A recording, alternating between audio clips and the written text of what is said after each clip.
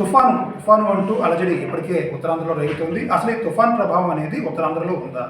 ఉత్తరాంధ్రలో తుఫాన్ ఉంటే ఇప్పటికే ఉష్ణోగ్రతలు పెరుగుతున్న క్రమం దానికి అర్థమేంటి? ఈ మొత్తం విషయాలను మనతో మాట్లాడడానికి వెదర్ డైరెక్టర్ ఉన్నారు. సంధ్య గారు అర్థం మాట్లాడతాం. మేడం మీరు చెప్పండి, ఇవాళ తుఫాను అనేది ఏర్పడింది, వాయుగుండంగా మారింది. ప్రెసెంట్ అప్డేట్ ఏంటి?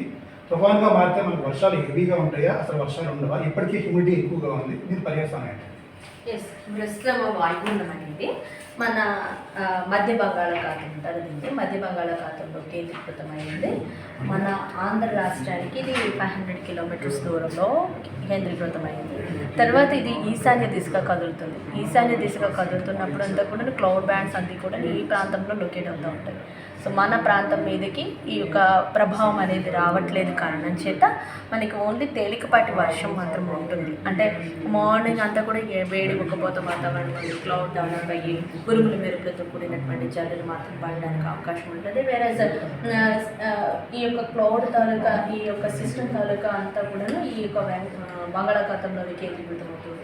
ఇంకా ఇది నార్త్ డైరెక్షన్ మూవ్ అయ్యే కొద్ది కూడా 26th వరకు కూడా ఇది నార్త్ డైరెక్షన్లో మూవ్ అవుతూ బంగ్లాదేశ్, వెస్ట్ బెంగాల్ పరిసర ప్రాంతాల దగ్గరకు వస్తున్నప్పుడు ఈ యొక్క ప్లేస్లో ఉన్నటువంటి అంటే నార్త్ ఒడిశా, వెస్ట్ బెంగాల్ అలాగే north east Bangladesh, north east స్టేట్స్లో ఉన్నటువంటి అన్ని ప్రాంతాల్లోనూ దీని యొక్క ప్రభావం అనేది గ్రాడ్యువల్గా పెరుగుతుంది. ఈ సిస్టమ్ పైకి వెళ్ళే కొద్దీ కూడా దీని ప్రభావం అనేది ఈ ప్రాంతాల మీద ఉండే అవకాశం అయితే ఉంది. అందువల్లనే ఈ యొక్క సిస్టమ్ దీని యొక్క ఈ డైరెక్షన్ ఫాలో అవుతున్న కారణం చేత ఈ ప్రాంతాల్లో దీని యొక్క ప్రభావం అనేది ఉంటుంది. మన రాష్ట్రం మీద దీని యొక్క ఇంపాక్ట్ అనేది రావట్లేదు.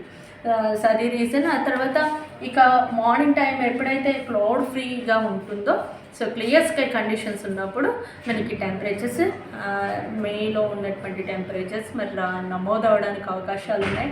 అలాగే విండ్స్ కూడాను ల్యాండ్ మీద నుంచి మనకి విండ్స్ వస్తాయి. ఇప్పటికీ ఈ ప్రాంతం అంతా కూడాను ఎండ తీవ్రత ఎక్కువ ఉంది. More than 40 degrees temperatures record అవుతున్న పరిస్థితి ఉంది. ఈవెన్ ఈరోజు తెలంగాణ ప్రాంతాల్లో కూడా ఎక్కువ టెంపరేచర్స్ ఉంటాయి.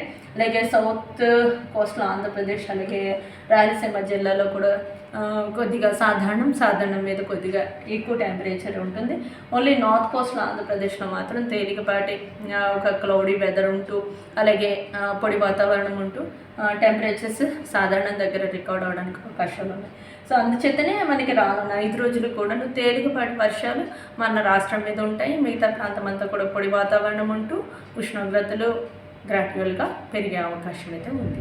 మీరు చెప్పినట్టు తేలికపాటి వర్షాలు అయితే ఏ ప్రాంతాల్లో ఉండే అవకాశం ఉంది ఆంధ్రాలో?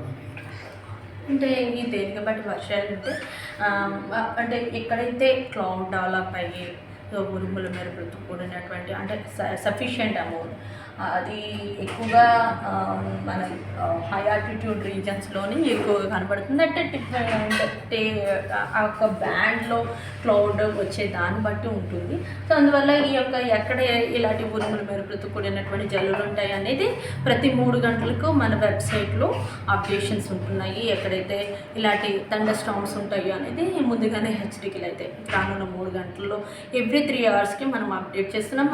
ఈ అప్డేట్స్ అన్నీ కూడాను వెబ్సైట్లో మౌసమ్ వెబ్సైట్లో అందుబాటులో ఉన్నాయి. అండ్ మేడం ఇప్పుడు ఈ monsoon season pre monsoon already Nicobar islands నుంచి శ్రీలంక వైపు మాన్సూన్ వస్తుందంటున్నారు.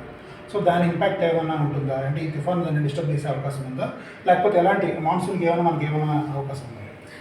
మాన్సూన్ అయితే ప్రస్తుతం అంటే నైరుతి ఋతుపవనాలు చురుకుగా కదులుతున్న పరిస్థితి ఉంది. ఇప్పటికే శ్రీలంక, హాఫ్ ద శ్రీలంక వరకు కూడా కవర్ చేయడం జరిగింది. ఇంకా సిస్టమ్ పైకి వెళ్ళే కొద్దీ కూడాను ఇప్పటి వరకు అయితే ఇంకా ఈ ప్రాంతాల వరకు కూడా ఇవి విస్తరించడానికి అవకాశం ఉంది. గ్రాడ్యువల్గా ఇది ఈ ప్రాంతాలను కవర్ చేసుకుంటూ మన ఆంధ్ర రాష్ట్రానికి కూడా వచ్చే అవకాశం అయితే కనబడుతుంది. అయితే ప్రస్తుతం ఇవేది చురుకుగా కదులుతుంది. మన సిస్టమ్ పైకి వెళ్ళే కొద్దీ కూడా మరింత ప్రాంతాలని కవర్ చేసే అవకాశం అయితే కనబడుతుంది. అప్పటికి కేరళం తాకే అవకాశం ఉంది, విస్తరించే అవకాశం. అంటే కేరళకి తాగడం అనేది ఎప్పుడైతే తాగుతుందో మనకి వారంలోనే వచ్చే అవకాశం అయితే కనబడుతుంది. సో కేరళకి ఎప్పుడు తాగుతుంది అనేది ట్రిక్కీ, ఇది కీలకమైనది. సో అది డిక్లేర్ చేసిన మన వారం రోజుల్లోనే మనకి కూడా వచ్చే అవకాశం అయితే కనబడుతుంది. ఓకే మేడం, ప్రస్తుతం అయితే కనుక వాయుగుండం వల్ల కానీ తుఫాన్ వల్ల కానీ మనకి ఎలాంటి ఇంపాక్ట్ ఉండకపోవచ్చు. ఎస్ ఎస్ ఎస్ మనం వాయుగుండం తాలూకా విండ్స్ చూసుకున్నట్లయితే ఈ ప్రాంతాల్లో ఫిషర్మెన్ ఇప్పటికే ఈ వేటకు వెళ్ళడానికి హెచ్చరికలు చేశాము. ఈ ప్రాంతాల్లో 50 to 60 గస్టింగ్ 70 వరకు కూడా ఉంటున్నాయి. ఇక్కడ అంటే గ్రాడ్యువల్గా ఇది సైక్లోనిక్ స్టామ్ అయినప్పుడు ఈవెన్ 60 to 70 గస్టింగ్ 80 వరకు ఉంటాయి. ఈ ప్రాంతం అయితే తీవ్ర తుఫానుగా అయినప్పుడు 90 to 100 ఈవెన్ గస్టింగ్ 110 kmph వరకు కూడా ఉంటాయి. ఇది సిస్టమ్ దగ్గరికి వెళ్ళే కొద్దీ కూడా ఈ ప్రాంతాలన్నింటిలోనూ కూడా విండ్స్ అనేవి ఈ విధంగా ఉండే అవకాశం ఉంది. సో మొత్తం మీద బంగ్లాదేశ్ దాన్ని అనుకున్నటువంటి వెస్ట్ బెంగాల్ ఈ పరిసర ప్రాంతంలో మాత్రం ఎక్కువ విండ్స్ ఉంటాయి. వెరస్ ఈ నార్త్ ఒడిశా ఈ పరిసర ప్రాంతాల్లో కొంచెం గ్రాడ్యువల్గా తగ్గుతాయి, డిపెండ్ అపాన్ అనమాట.